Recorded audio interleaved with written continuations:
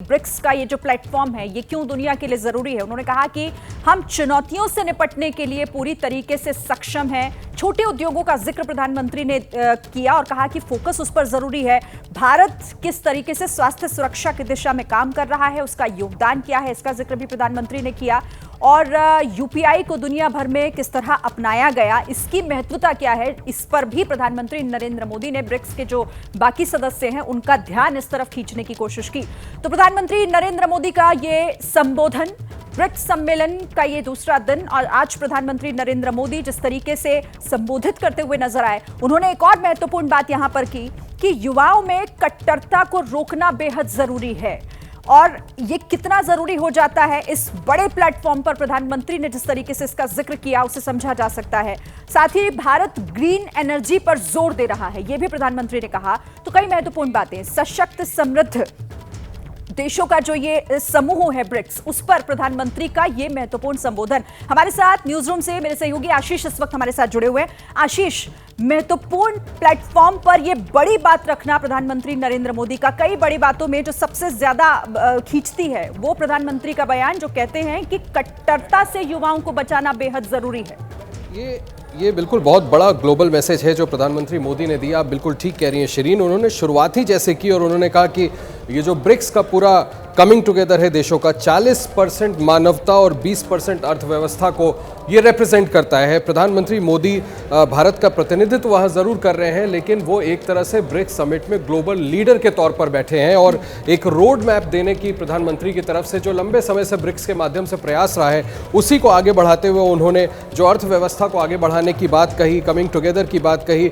मानवता का वो जिक्र कर रहे थे। आप ठीक कह रही हैं, कट्टरता के बारे में उन्होंने कहा कि युवाओं को कट्टर होने से रोकना पड़ेगा। स्वास्थ्य सुरक्षाओं के बारे में प्रधानमंत्री ने बात की। ऑल इन ऑल ब्रिक्स का जो एम्बिट है, जो इसका स्कोप है, उसके दायरे में रहते हुए प्रधानमंत्री मोदी ने सभी अहम मुद्दों को उठा करके ध्यान आकर्षण करने की कोशिश की है। सिर्फ मेंबर कंट्रीज ही नहीं, पूरी दुनिया प्रधानमंत्री मोदी के संबोधन को देख रही है जब प्रधानमंत्री मोदी ने इन सभी बातों का उल्लेख करके एक तरह से रोड मैप सामने रखने की कोशिश की है। ब्रिक्स का जब ये सम्मेलन खत्म होगा, जब सभी लीडर्स बोल लेंगे तो एक साझा स्टेटमेंट भी आएगा, जहां तक मेरी जानकारी है ब्रिक्स लीडर्स का। उसमें आप देखिएगा कि इन सभी बातों को बहुत प्रमुखता से उल्लेख इन बातों का किया जाएगा जो प्रधानमंत्री मोदी ने यहाँ पर उठाया है। शिरीन, मैं आपको बताऊं कि पहले भी जो ब्रिक्स सम्मेलन को प्रधानमंत्री संबोधित करते आए हैं, प्रधानमंत्री मोदी का एक खास इंपॉर्टेंस रहा है, वो ज़्यादा महत्व देते रहे हैं आर्थिक तौर पर किस तरह से कमिंग टुगेदर हो सकता है ब्रिक्स देशों के बीच, कैसे ट्रेड और इकोनॉमिक पार्टनरशिप को बढ़ाया जा सकता है, उसी की कोशिश की है प्रधानमंत्री मोदी ने। और मुझे लगता है कि उनके संबोधन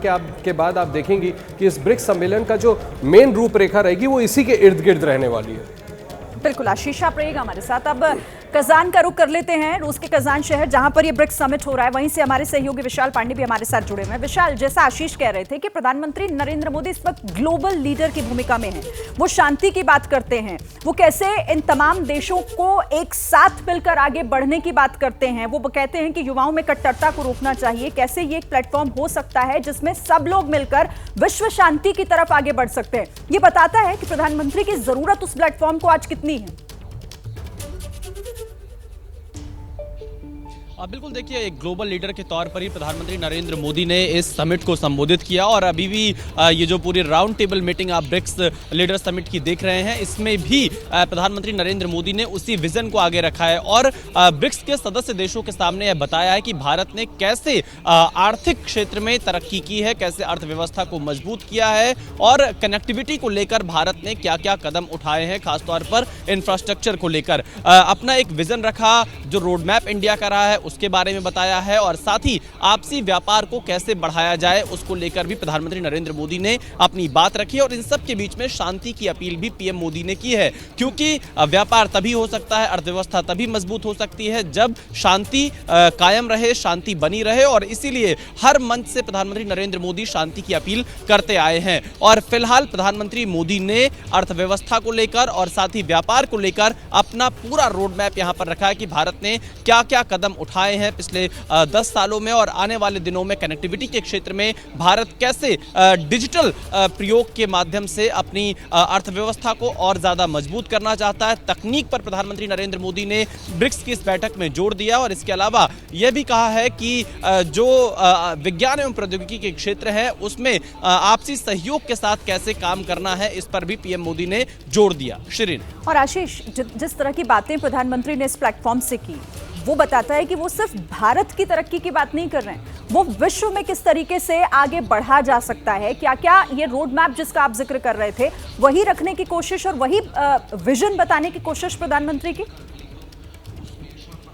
2014 के बाद से पूरी दुनिया को यह बताया है कि भारत सिर्फ सेल्फिश मोटिव को लेकर के आगे नहीं बढ़ता है। ठीक है, हमारी अपनी प्रायोरिटीज़ होती हैं, लेकिन उनकी कोशिश अलग अलग फोरम्स, चाहे जितने भी फोरम्स हों, उसमें कोशिश ये रहती है कि दुनिया को एक मार्गदर्शन दिया जाए, दुनिया के साथ मिल करके। आप बिल्कुल ठीक कह रही थी, शांति की बात प्रधानमंत्री मोदी की तरफ से आप देखिए पर्सनल कितने इनिशिएटिव लिए गए हैं ग्लोबल डिस्प्यूट्स को सुलझाने के लिए। बिल्कुल ठीक कह रहे थे, विशाल आर्थिक कोऑपरेशन को लेकर के प्रधानमंत्री का फोकस आज के बयान में भी रहा। और मैं पहले भी आपसे कह रहा था कि ब्रिक्स के आप तमाम प्रधानमंत्री के संबोधन देख लें, प्रधानमंत्री मोदी के बिल्कुल फोकस रहता है और उनका प्रयास ही रहता है कि किसी तरह से coming together, economic cooperation and connectivity को लेकर के रहे। उन्हीं बातों का आज उल्लेख प्रधानमंत्री मोदी ने किया है। ठीक कह रहे हैं विशाल की शांति अगर बनी रहेगी, अमन बना रहेगा, जो प्रयास खुद अपने लेवल से प्रधानमंत्री मोदी करते रहते हैं और आज भी जिसकी झलक उन्होंने दी है, तो ये इन क्षेत्रों में ब्रिक्स हो चाहे दूसरे फोरम्स हो, उसमें तमाम देश एक दूसरे के साथ मिलकर के आगे बढ़ पाएंगे। ये बड़ा इंपॉर्टेंट फोरम भी है। इसमें आप देखिए कितने मजबूत, कितने ताकतवर देश हैं जहां पर प्रधानमंत्री इंडिया का प्रतिनिधित्व कर रहे हैं और ये तमाम नेता ये देखना और सुनना चाहते हैं कि प्रधानमंत्री मोदी क्या बोल रहे हैं, इंडिया क्या लीडरशिप देने जा रहा है, जो कि बड़ा वाइटल रहता है और उसका आज उल्लेख हमने देखा प्रधानमंत्री के भाषण में। बिल्कुल सही आप कह रहे हैं आशीष, आप रहिएगा हमारे साथ, विशाल भी हमारे साथ कजान से जुड़े हुए हैं। आप दोनों से आगे बातचीत हम करेंगे, लेकिन एक छोटा सा ब्रेक यहाँ पर लेते हैं, फौरन लौटेंगे तो कुछ और अपडेट्स अपने दर्शकों के लिए।